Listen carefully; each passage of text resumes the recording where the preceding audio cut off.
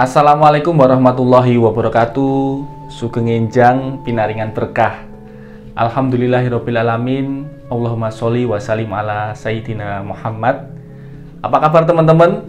Ketemu lagi di channel YouTube Ridwan Jogja. Channel yang fokus pada materi-materi strategi intelijen, kontraterorisme, dan permasalahan sosial budaya sehari-hari. Saya ucapkan terima kasih teman-teman atas respon yang luar biasa terhadap video saya. Sebagian email saya terima banyak sekali masuk dan menanyakan tentang berbagai hal. Matur nuwun, dan saya mohon maaf kalau belum bisa satu persatu saya jawab. Karena ya ada sebagian yang sudah saya jawab dalam bentuk video. Ada juga yang memang sedang saya persiapkan videonya untuk memberikan jawaban secara lengkap.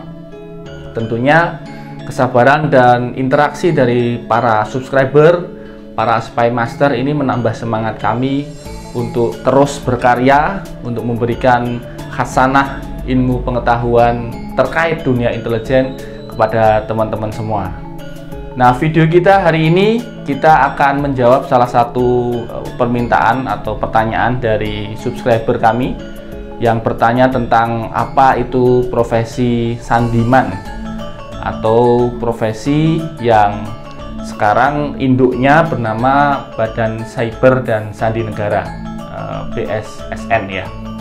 Jadi video ini khusus menjawab pertanyaan rekan kita, ada di sini nih di kolom ini, yang juga bertanya di kolom komentar di YouTube, dan juga banyak juga yang mengirim email serupa tentang apa itu sebenarnya BSSN dan apa itu sebenarnya sandiman. Kita akan fokus ke apa sebenarnya profesi sandiman itu. Ya teman-teman, kita akan membahas tentang profesi sandiman ya. Tapi sebelumnya barangkali teman-teman ada yang belum subscribe, ya mohon diklik dulu subscribe-nya, pencet tombol like-nya supaya kita juga makin bersemangat ya. Nah sahabat sekalian, sandiman itu adalah sebuah profesi yang terkait dengan pengamanan informasi atau data.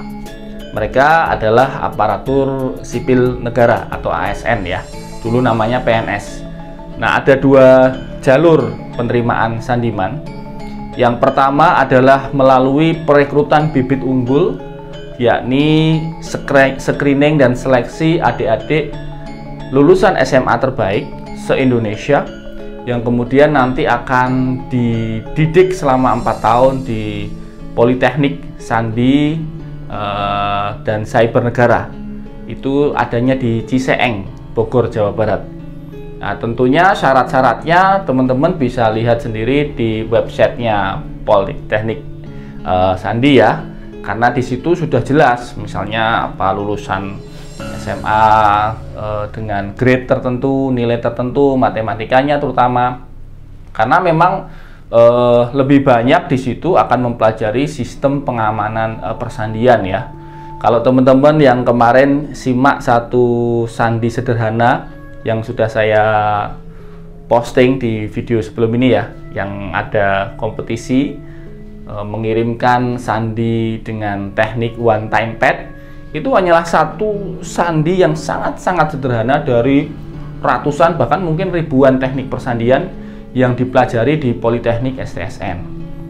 Dan tentunya ini menjadi kesempatan bagi adik-adik yang mungkin barangkali subscriber yang sekarang usianya kelas 2, mungkin kelas 2 SMA, persiapan karena bisa saja adik-adik yang punya minat di profesi ini bisa kemudian nanti diterima di politeknik itu. Dan tentu saja karena itu adalah sekolah kedinasan, maka yang lulus dari politeknik itu pasti akan mendapatkan privilege untuk langsung menjadi ASN atau pegawai di Badan Cyber dan Sandi Negara, BSSN. Jadi teman-teman yang punya minat dalam dunia persandian ya, kriptografi, bagaimana melindungi informasi, dirubah dari sebuah informasi rahasia, diamankan ya, dikunci dengan berbagai macam sandi sehingga tidak jatuh kepada tangan orang-orang jahat. Tugas yang sungguh mulia dan saya kira tidak banyak orang yang mempunyai passion di situ. Ya, teman-teman barangkali subscriber lama pernah lihat ya video saya tentang Bapak Persandian Indonesia, Bapak Mayor Jenderal Dr. Rubiono Kertopati ya. Ada videonya di list video saya, ziarah kepada makam Pak Rubiono Kertopati di Taman Makam Pahlawan Kalibata.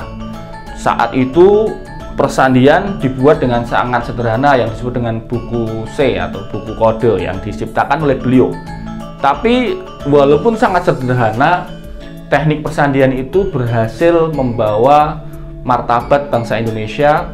Karena apa? Karena dengan teknik persandian itu, kabar bahwa Yogyakarta berhasil direbut oleh para gerilyawan dan tentara Republik itu sampai ke Perserikatan Bangsa-Bangsa di Amerika sana.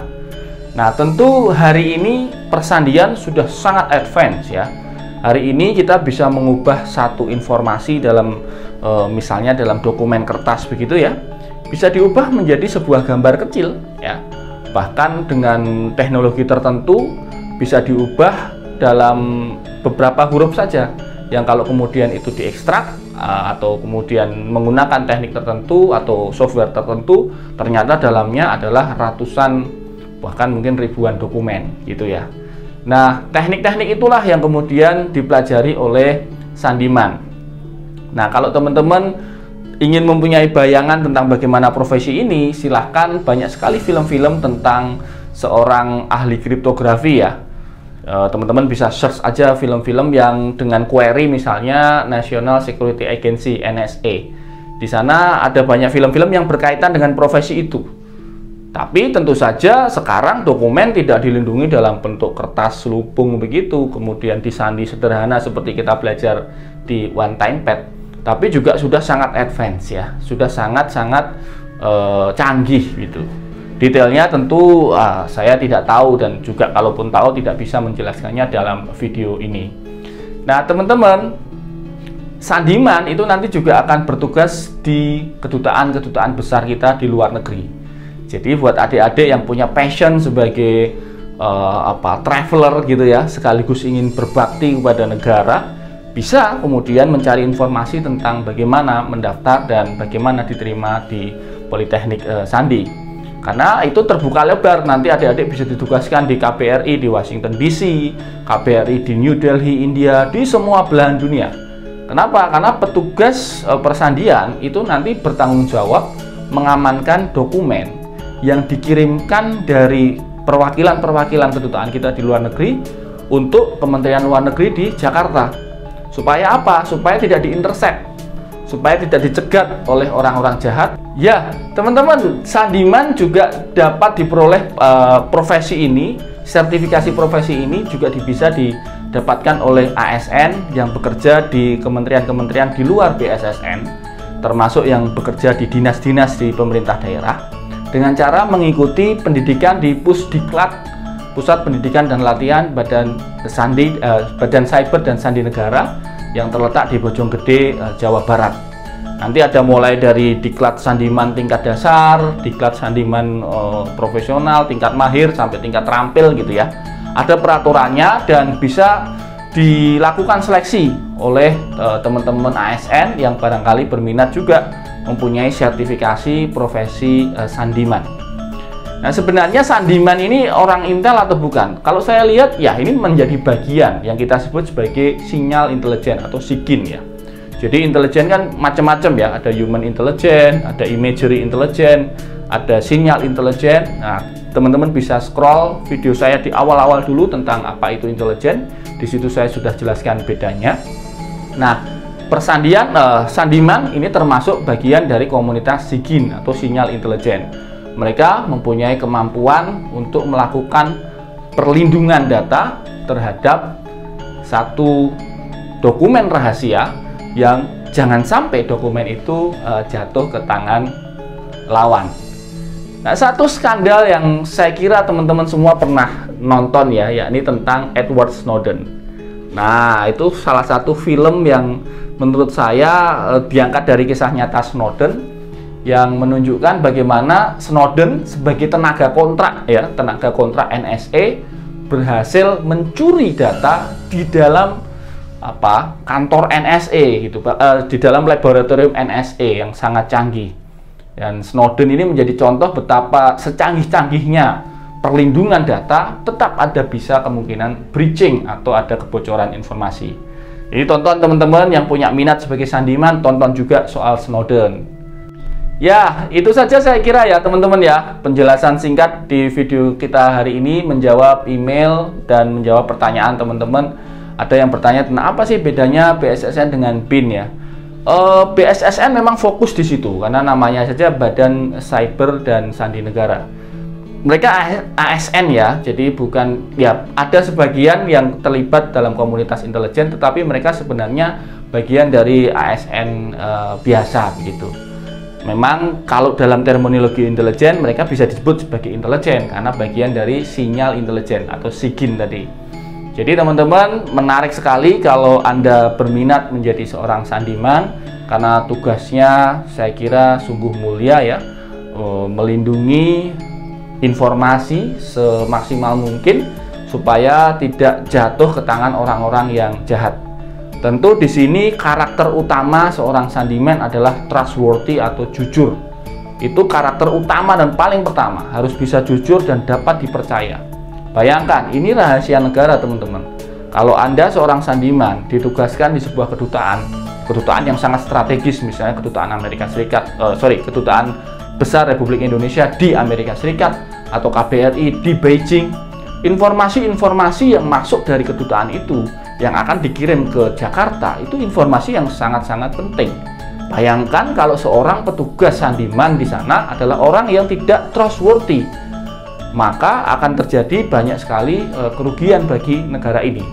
Alhamdulillah, seleksi sandiman selalu ketat, seleksi sandiman selalu mengikuti prosedur baku, sehingga adik-adik yang terpilih adalah mereka-mereka yang benar-benar memahami bahwa tugas mulianya adalah menjaga integritas Negara Kesatuan Republik Indonesia.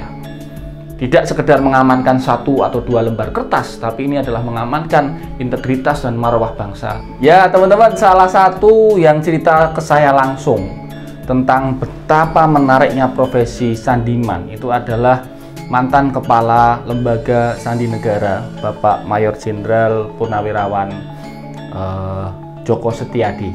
Dulu waktu bertemu saya masih menjabat ya. Beliau cerita, saat itu beliau menjabat menjadi petugas sandi di KBRI di Ankara, di Turki. Dan pada tahun itu, tahun 1994-1995, beliau berkomunikasi dengan sesama rekan sandiman yang bertugas di Kabul, Afghanistan. Pada saat itu terjadi konflik besar kan, Afghanistan, kita tahu ada invasi Soviet di sana. Dan mereka berkomunikasi, nah sandiman rekan beliau itu last minute meninggalkan KBRI dengan sebelumnya menghancurkan semua dokumen-dokumen penting termasuk peralatan-peralatan supaya tidak jatuh ke tangan orang-orang yang tidak berhak.